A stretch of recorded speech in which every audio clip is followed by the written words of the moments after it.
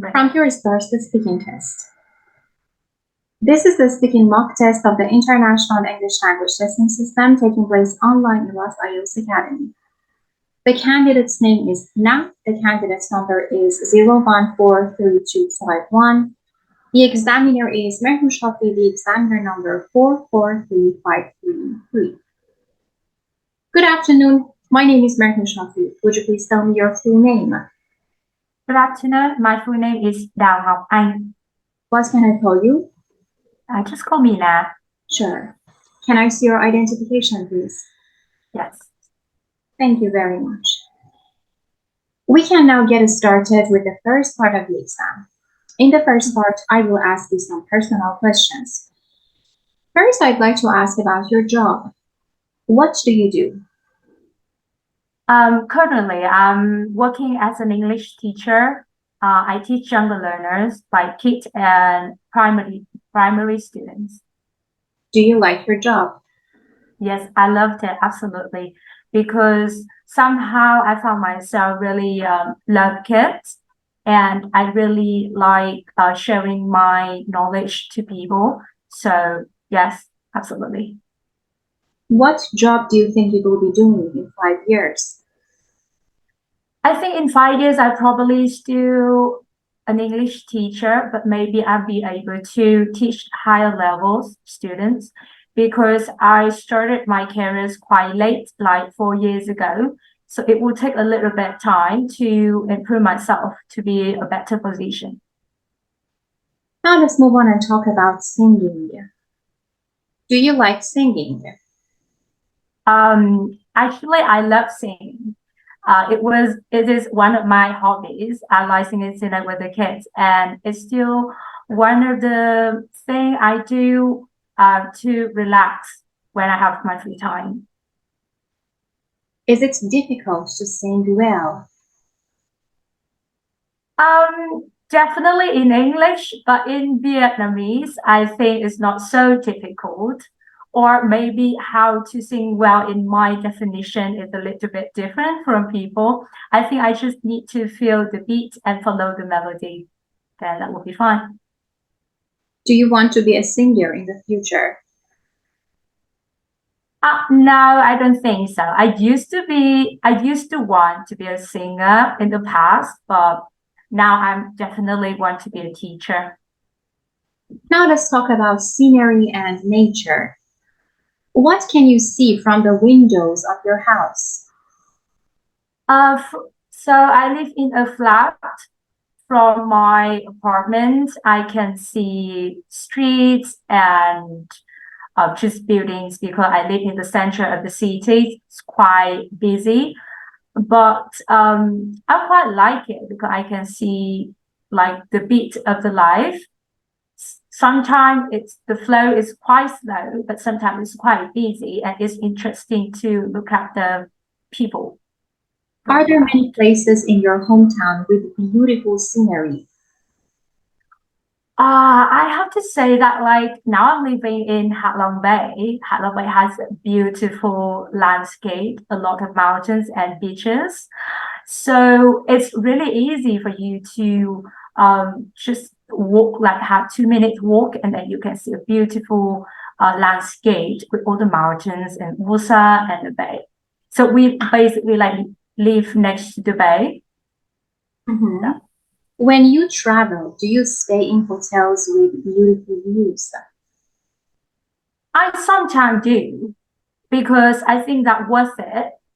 Because like in the past when I was a little bit poor, I spent my money staying hostel. But now I can afford to stay in the better hotel. And I think sometimes staying inside the room and look at the view is a way to relax and enjoy the city. Thank you very much. Now we can move on to the second part of the exam. Yes. In the second part, I will give you a card with a topic, and you should talk about this topic for 2 minutes. Before that, you have 1 minute to think about what you're going to say, and you can make some notes to help you if you wish. Do you understand? Yes, I do. Perfect. Now I'm sharing my screen with you just so you can see the key part. So please let me know whenever you see that. Okay.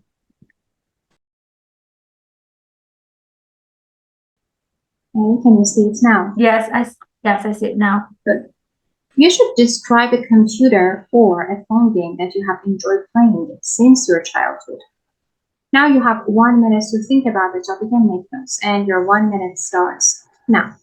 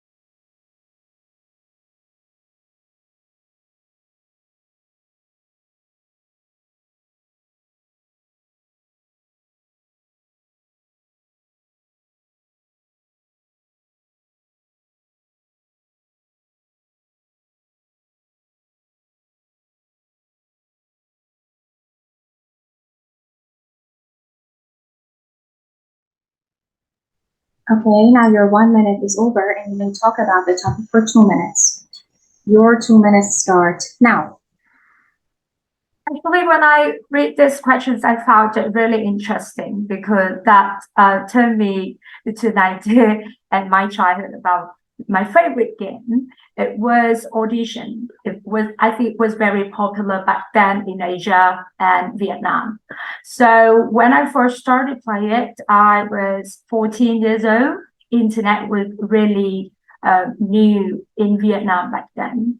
The game is about dancing. So you use your button on your keyboard to follow the dance move. And they have different songs with different levels and different speed.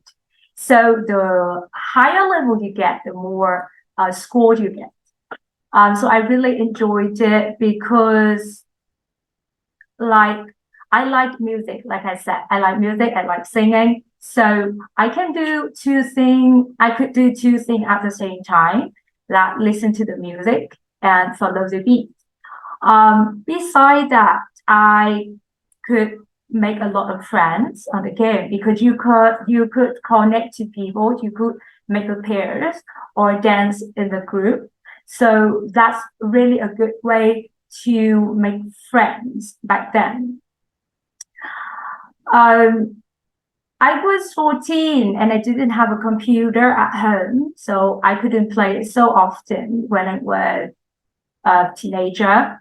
But I tried, I think I played like 14, 15 minutes a day only because I have a lot of housework and homework to do. I don't play it anymore, but it was actually something I really enjoyed. Thank you very much. Now your time is over, so I stop sharing the screen and we can move on to part 3. Yes. In the second part now, you describe a computer or a phone game that you have enjoyed playing since your childhood. Yes. Now in the third part, I would like to ask you some questions related to this topic. Yes. Do you think it's healthy for kids to play computer games? To be honest, I don't think so. Like sitting in front of the computer for a long time, definitely not healthy for your eyes and your body. I think it should do more outside activities than just sit in front of the computer. But they can play a little bit a day, like maybe 30 minutes a day, because some games would be helpful for develop your brain and it can helpful to develop your imagination. Mm-hmm. And what are the differences between the games played now and those from your childhood? I think back to when I was a kid, it was more violent computer games that included guns and bombs. but now they have more creative games that help the kid to entertain and also are helpful for their subjects or something. Mm-hmm. Are there any big differences in terms of gender when it comes to gaming? It depends because gender of definition now is a little bit of between. Um, I think girls or boys can play any games. It doesn't matter about your gender. How about the future of the gaming? How do you think the games will evolve in the future? Oh, yeah, that's a good question. I would say like we are facing the real problem that AI is something now in our life. I think in the future maybe people would do more games that bring your actual vision, your actual actions into the game, which make them more into it and more addicted to it.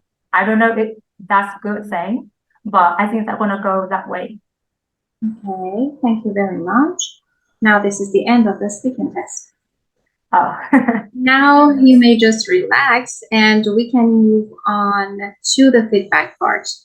But before I get started with your score in each criteria and your overall band score, I just want to give you a general idea of your performance in the different parts and what exactly you're expected to do on exam day, and then we can talk about your score.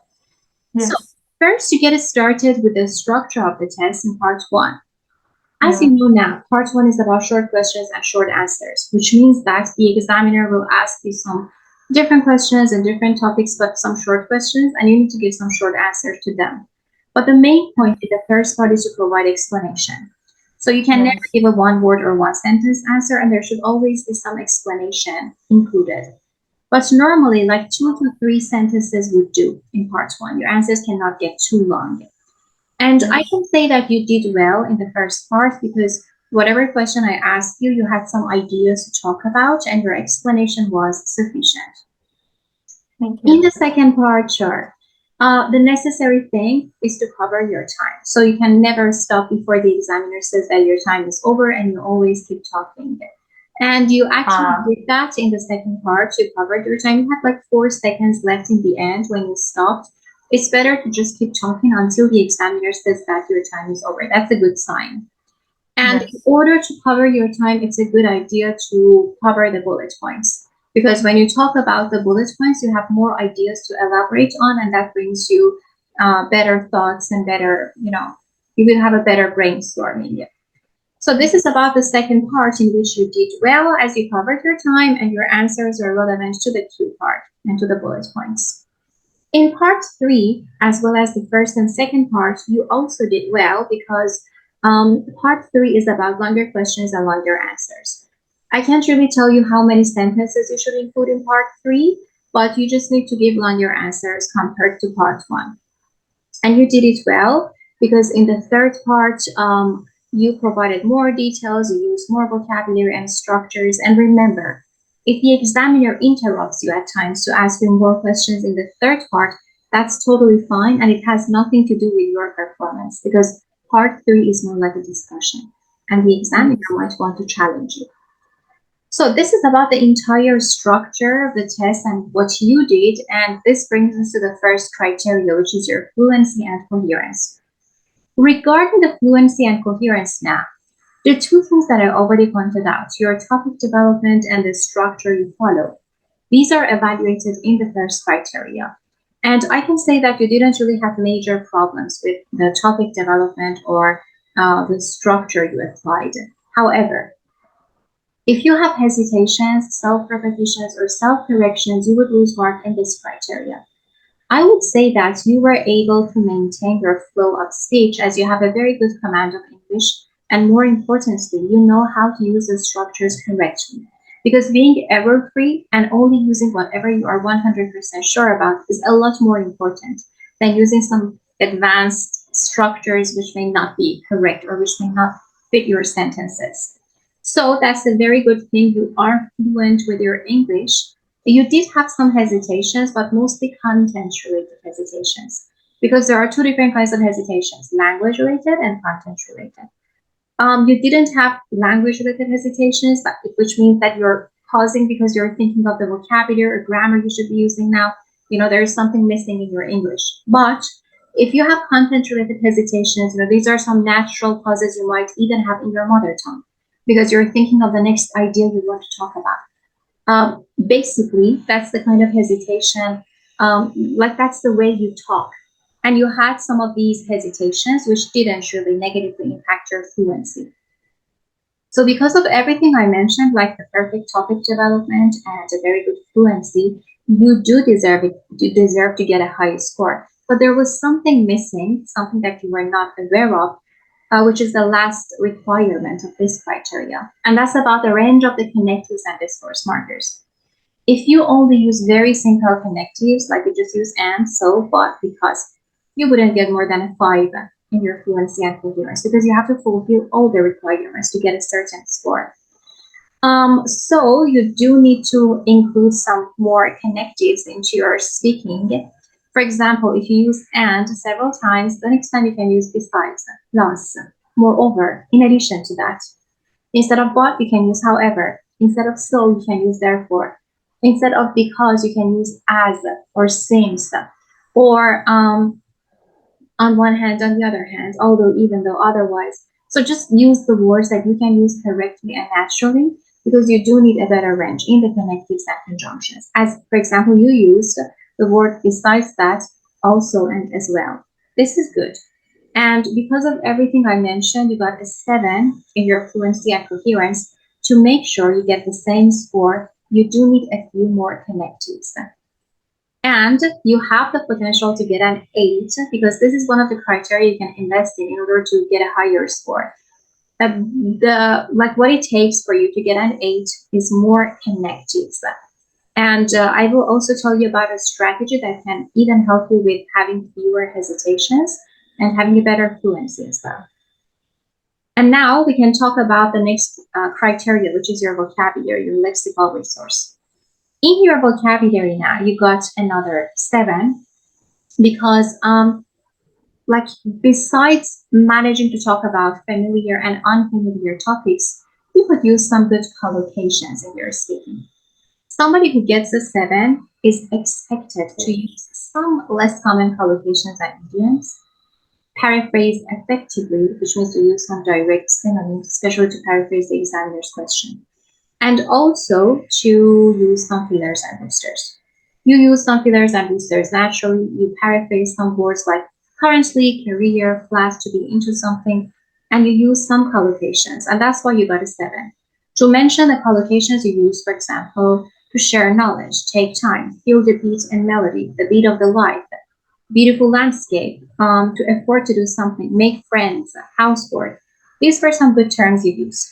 You can get an 8, but in order to do that, first of all, to make sure you get a 7, maintain the same range in your collocations and try to use a few idioms. Just 1 or 2 idioms would be perfect. Now, how can you do that?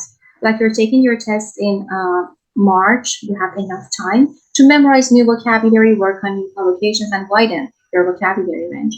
But there is a strategy that can help you even use your knowledge, like the knowledge you have right now, to get a higher score. And that's about faking your answer. This is what I was talking about in the previous criteria.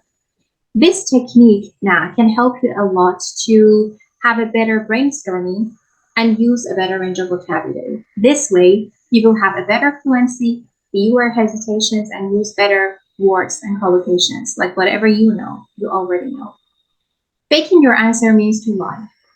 In IELTS speaking, you can simply lie. You can pretend because the examiner doesn't really know what's going on your mind or what you really think or if this is really your opinion on something. So you can simply lie about it, and as long as your answer is related to the question and it makes sense, you are good to go. For example, if I ask you to describe your house, you don't know how to do that, but you do know how to describe somebody else's house, then describe their house as if you're talking about your house. Or suppose I ask you, what do you do to focus while reading books? Maybe if you want to tell the truth, your answer would be, okay, I don't do anything. I just open my book and I start reading it. That can be an answer as long as you explain about what like how you don't know and how you don't do anything. That can be an answer. But as you want to get a better score, just think to yourself, okay, I might not have good vocabulary about reading and focusing, but I do have good vocabulary about eating, another topic. Because there are some topics like when you're going to the exam center, you wish to get those topics because you know how to talk about them well. It doesn't matter if you don't get them. You just need to know how to link the topics together to use your vocabulary and your knowledge in any topic you get.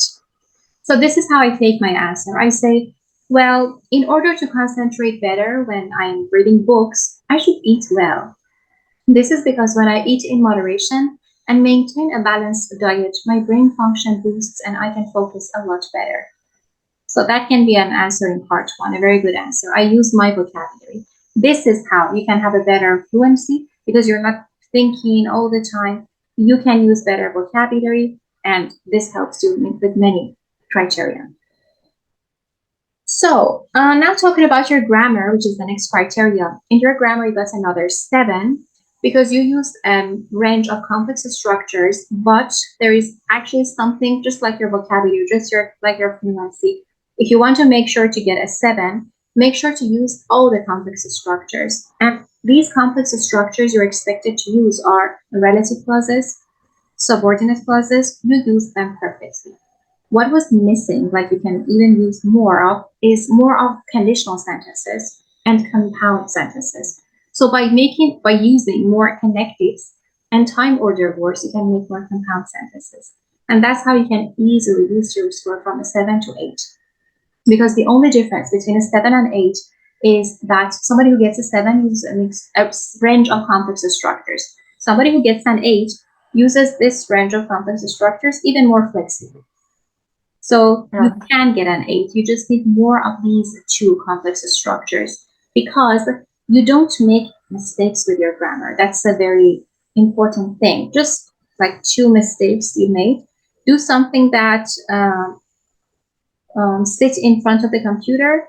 Do something then sit in front of the computer, then sitting in front of the computer.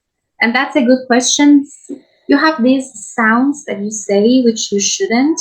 So be careful with fully clearly pronouncing the words. But other than that, you are using complex structures. And just to make sure you get a 7, use these missing structures and give a flexibility to that to boost your score from 7 to 8. The more tenses you use, the better your score would be in your grammar. That's also important. For example, you use used to, present perfect.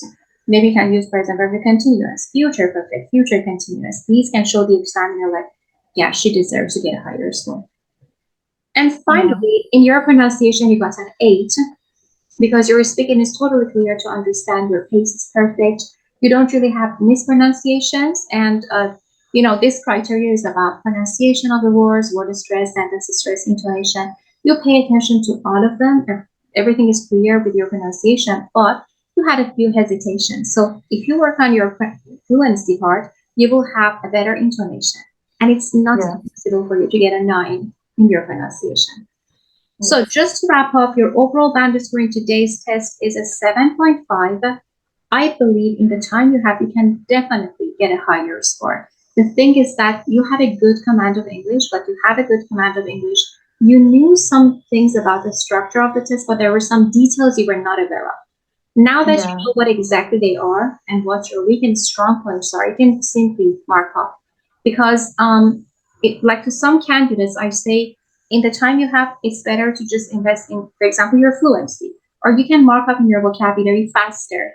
But you have the potential to mark up in all different criteria as you have a good level of English and enough time. So you just need to get practice. Now, do you have any questions? No, that was a really a detailed feedback.